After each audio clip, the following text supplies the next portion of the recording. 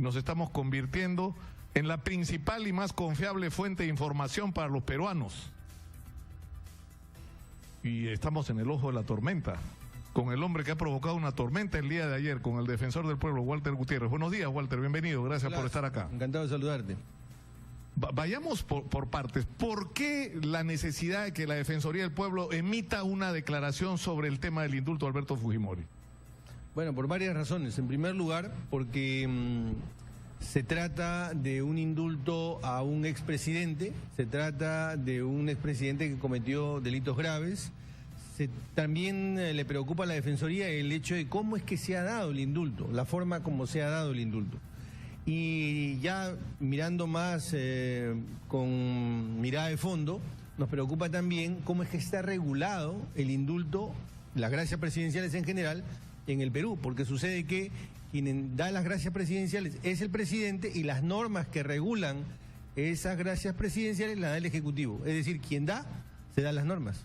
Entonces eso también habría que cambiarlo ya de cara a, como digo, un régimen mucho más transparente, un régimen mucho más riguroso para este tipo de competencias presidenciales.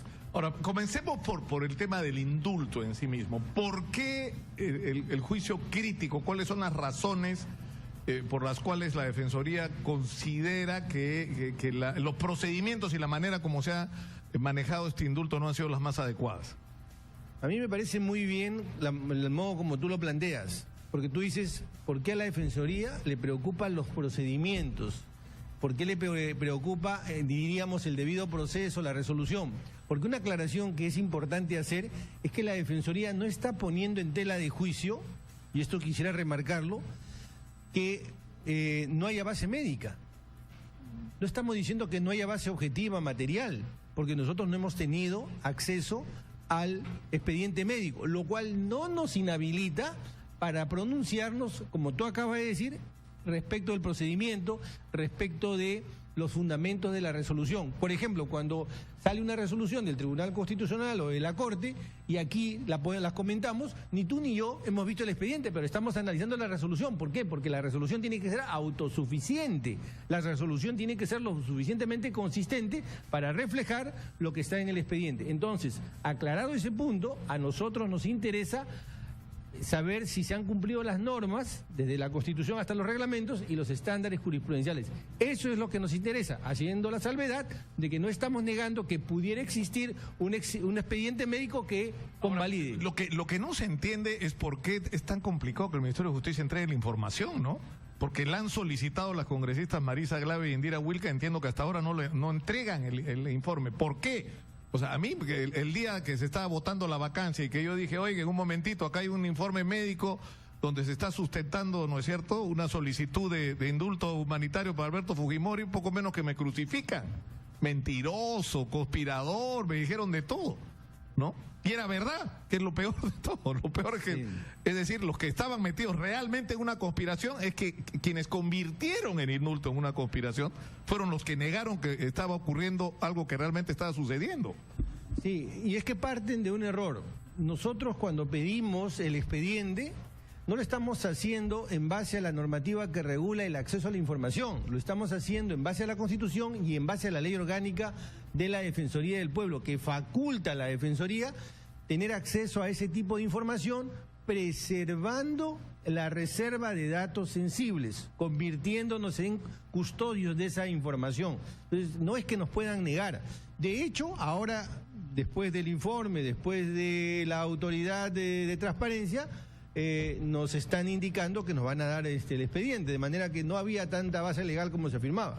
Ahora, ¿por qué para ustedes es cuestionable el procedimiento? Yendo ya al fondo del asunto, digamos, a lo que ha generado... Hay dos tipos de, por decirlo así, de niveles que tiene que superar una resolución de este tipo. Las reglas normativas que van desde la Constitución hasta a los reglamentos y los estándares jurisprudenciales. Pero... reglas normativas que van desde la Constitución hasta a los reglamentos y los estándares jurisprudenciales. Pero permíteme en un par de segundos hacer esta aclaración. Hay muchas personas que dicen, acá hay una contradicción, porque ¿cómo es posible que el presidente tenga la máxima discrecionalidad y la Defensoría y otros digan que debe cumplir normas y debe cumplir estándares jurisprudenciales. Claro, porque lo que se dice es que poco menos que el presidente, si le da la gana, puede dar un indulto. No necesita mayor argumentación, ya, mayor sustento, ¿no? Ahora permíteme decirte por qué esas dos, digamos, tanto la libre discrecionalidad como los estándares tienen que respetarse, cómo se compaginan. Cuando el presidente da un indulto, por ejemplo, lo que hace es suspender la ejecución de una pena. Y al suspender la ejecución de una pena, lo que hace es afectar un principio que es el principio de división de poderes, porque invade la competencia del Poder Judicial, que es el que tiene la facultad de dar penas y que se cumplan estas penas. También afecta el principio de igualdad, porque ¿por qué le da el indulto a Nicolás y no se lo da a Walter? Tiene que explicar por qué esa diferencia, o a otras personas que pudieran estar en la misma condición. También el Estado tiene la obligación de que las sentencias se cumplan, de cumplir y hacer cumplir las sentencias. Entonces tendría que explicar por qué en este particular caso está señalando que deben incumplirse o que deben suspenderse el cumplimiento de las penas. Entonces, esas son las razones por las que esa discrecionalidad tiene que compaginarse con esos estándares, porque hay principios, valores de convivencia social, constitucional, que tienen que respetarse. En suma, ¿en qué consiste la discrecionalidad entonces? En que aun cuando tú hayas cumplido todo el debido procedimiento, aun cuando tengas todos los recaudos médicos, el presidente tiene la siguiente potestad: decir no. Porque no existe el derecho al indulto. Tú puedes pedir un indulto, pero no tienes derecho a que te den el indulto. Digamos, esa es la guardando las distancias, es como los beneficios penitenciarios. Es decir, un preso que tiene el derecho a acceder, pero el juez tiene la potestad de decidir que le parece que no merece, ¿no es cierto?, el que le apliquen los beneficios y que tiene que culminar. Y en base a un conjunto de reglas y en base a un conjunto de estándares que tienen que cumplirse. En el Estado constitucional de derecho no existe ninguna zona ni ninguna autoridad libre de control. El presidente no es un rey. Entonces, quienes interpretan que el presidente puede dar un indulto porque se le ocurrió un buen día están absolutamente equivocados. Viven en otro mundo, no en un mundo constitucional. Ahora, alguna gente lo ha dicho ayer Bienvenido Ramírez, él está en Tumbes en este momento, pero ayer vine a reemplazar a Manuel Rosas en la noche y tuve la oportunidad de entrevistar al congresista Bienvenido Ramírez de los Avengers, que dijo algunas cosas bien gruesas. Primero pidió la renuncia del defensor del pueblo y la sustentó en el hecho de que estaba como saliéndose de su papel, que el defensor del pueblo, al decir que Alberto Fujimori, al pronunciarse sobre el indulto como lo ha hecho, y al decir que Alberto Fujimori no debería hacer política, el defensor estaba haciendo política. Y que por lo tanto se estaba saliendo del papel que le correspondía. Conclusión, según Bienvenido Ramírez, debe renunciar. Bueno, quisiera, antes de abordar esa pregunta, señalar lo siguiente. Yo he puesto por escrito que yo considero que una persona que está presa no pierde su libertad de expresión, su derecho a informar e informarse. No pierde ese derecho. De hecho, tengo artículos escritos en ese sentido respecto del propio Alberto Fujimori. Cuando recuerdas el debate que hubo si podía o no sacar tweets o si podía o no escribir. O si podía o no dar entrevistas, que es la dificultad que hemos tenido muchos periodistas que hemos solicitado. ¿No? Desde mi punto de vista, un condenado no pierde esos derechos. Un condenado, en consecuencia, un indultado menos aún las preserva. Pero una cosa es la libertad de expresión y otra cosa muy distinta es el derecho a la participación política activa.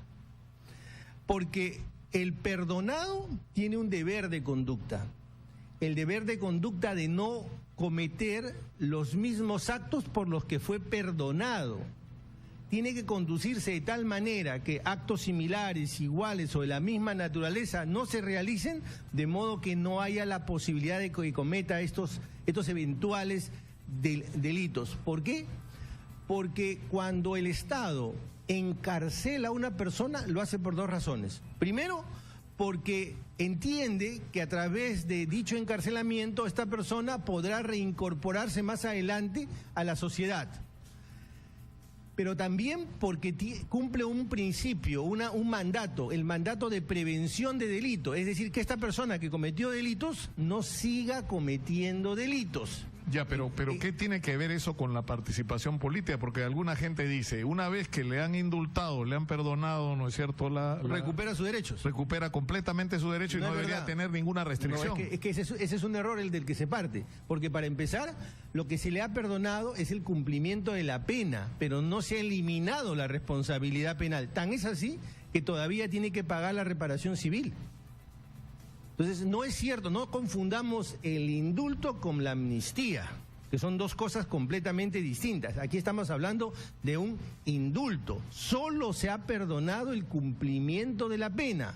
Desde el punto de vista de la Defensoría, el perdonado tiene un deber de conducta. Que este extremo puede ser debatible, que este extremo puede ser discutible, lo acepto. Bueno, lo que es cierto que sería una contradicción es que todo el sustento que se ha hecho para el indulto sea Alberto Fujimori es una persona que está literalmente al borde de la muerte, y como está al borde de la muerte no debemos permitir que una persona muera en la cárcel, nadie merece eso. Entonces se le da libertad a través de un indulto humanitario por eso, y de repente el señor aparece en un meeting o el señor aparece participando en reuniones políticas de una manera activa, y sobre todo en un contexto como el que digamos como en el que se ha producido este tema del indulto, en la discusión de la vacancia, donde es absolutamente legítimo sospechar, y estoy siendo así bien light, como dirían los gringos, ¿no?, de que hubo un canje entre los votos para impedir la vacancia y el otorgamiento del indulto, ¿no? Sobre esto último no me voy a pronunciar porque eso sí sería una opinión política y ahí sí entraría en el terreno político, pero dar un indulto humanitario supone que tú o estás en, digamos, prácticamente en el umbral de la muerte, o estás en el epílogo de tu vida, los últimos años de tu vida. No necesariamente se le da un indulto a aquella persona que va a morir mañana o pasado, también a una persona que tiene una enfermedad terminal, irreversible, muy grave, y ya está en la última etapa de su vida. Es como que le diera indulto a un atleta, a un corredor, y al día siguiente se escribe una maratón. Entonces quiere decir que este señor que cometió algún delito no estaba tan mal, y eso descalifica, él mismo con su conducta deslegitima. Bueno, ahí se tomó como referencia el caso Crucillat, ¿no?, del que yo tengo inevitablemente conocimiento, no porque tenga o haya tenido en esa época una relación estrecha con mi suegro. Cualquiera que me conozca sabe que nuestra relación ha sido, digamos, difícil durante muchos años, pero a él le otorgaron un indulto en base a un informe médico que luego fue sometido a investigación y se confirmó. O sea, el diagnóstico a partir del cual le otorgaron el indulto se confirmó como verdadero después de que se lo quitaron. Ahora, ¿qué fue lo que pasó? Que el señor estaba haciendo cola en migraciones, apareció una imagen de él y recibió una llamada. Y que me desmientan que esto es cierto. Tú no te puedes ir del país, tú tienes que hacerle la vida imposible a lo Miro Quesada. ¿Ah? Estoy contando primicias. Fíjese usted, bueno, defensor. Y el señor regresó porque Miro Quesada. ¿Ah? Estoy contando primicias. Fíjese usted, bueno, defensor. Y el señor regresó porque lo presionaron precisamente desde ahí, ¿no es cierto? O sea, ya finalmente ha habido todo un manoseo político y un juego de intereses con respecto a esto, pero ahora, lo que más ha molestado a los fujimoristas, porque incluso Bienvenido ayer ha dicho cría cuervo, como si el nombramiento del defensor hubiera sido, digamos, una especie de favor de los fujimoristas, ¿no? Pero lo que más les ha molestado es el hecho de que el defensor diga todo acto puede ser revisable. Creo que ha sido literalmente esa la expresión. Lo que he dicho es lo siguiente, y no lo he dicho yo, he repetido lo que ha dicho el Tribunal Constitucional. En un Estado democrático, constitucional, no existe zona liberada de control, ni autoridad libre de control. Todo es controlable. Ahora, ¿eso qué significa? Que, por ejemplo, y de eso hemos estado conversando el día de ayer también, la Corte Interamericana de Derechos Humanos va a discutir el tema, ¿no es cierto? Han convocado una audiencia y la Corte Interamericana de Derechos Humanos podría emitir una resolución en el sentido de que el otorgamiento del indulto humanitario a Alberto Fujimori viola los compromisos del Estado peruano, ¿no es cierto? Y que por lo tanto debe ser revocado. Eso puede ocurrir, eso es más, diría yo, es altamente probable que ocurra. ¿Qué puede ocurrir en la jurisdicción interna y en la jurisdicción externa? En la jurisdicción interna, ¿qué puede ocurrir? que se abra un curso por un proceso por la vía administrativa, se llegue esto al contencioso administrativo y se pida la nulidad de la resolución. Es una posibilidad. La otra posibilidad es que se presente algún amparo y esto llegue finalmente al Tribunal Constitucional y el Tribunal Constitucional opine sobre el tema. Eso sería un control interno, digamos. Y ojo, que se presente no tiene ninguna garantía de que necesariamente vaya a ser ganado, porque al final del día, estimado Nicolás, podría ser que exista base material, base objetiva, base médica, y en efecto el indulto desde ese punto de vista estaría bien, pero la resolución no ha recogido, no ha contenido eso, y en ese extremo está mal la resolución. Ahora, la pregunta que yo hacía el día de ayer, y no quiero comprometer al defensor del pueblo en declaraciones que vayan más allá de su atribución, pero ¿qué ocurre, me pregunto yo, si se acredita que hubo una transacción? Es decir, ¿qué ocurre si se acredita que hubo una negociación en la cual se dijo, tú me liberas del indulto, yo te libero a tu papá? Es más, tú me consigues los 10 votos y yo te saco porque la negociación puede haber sido hasta directa, que es lo que los malintencionados rumorean, que ha habido conversaciones telefónicas directas entre el presidente Pedro Pablo Kuczynski y Alberto Fujimori. Bueno, lo único que te podría decir es que si esa situación se pudiera demostrar objetivamente es que ahí habrían habido responsabilidades políticas, y que las responsabilidades en un país democrático no pueden ser así. Yo asumo las responsabilidades, simplemente las responsabilidades siempre tienen que ser efectivas. Ahora, el tema es, Alejandro Guinaga acaba de decir que no es función del defensor del pueblo la inhabilitación política del presidente. De una persona, que la inhabilitación política de una persona no es una competencia de la Defensoría del Pueblo ni del defensor. Y tiene toda la razón. Nosotros no hemos dicho eso en ningún momento. Lo que estamos diciendo cuál es el deber de conducta que tiene. Y el documento de la Defensoría del Pueblo es un documento que nace de las competencias que tiene y tiene como propósito que llegue a todas las instancias que en su hora tendrán competencia jurisdiccional. Esto es, los fueros internos, sea administrativo o constitucional, o ahora tendrán competencia jurisdiccional. Esto es, los fueros internos, sea administrativo o constitucional, o internacionalmente. Y serán ellos quienes determinarán qué tanto que aquello que ha dicho la Defensoría tiene fundamento o no. Pero esta es la tarea de la Defensoría, explicitar, exponer este tipo de informes.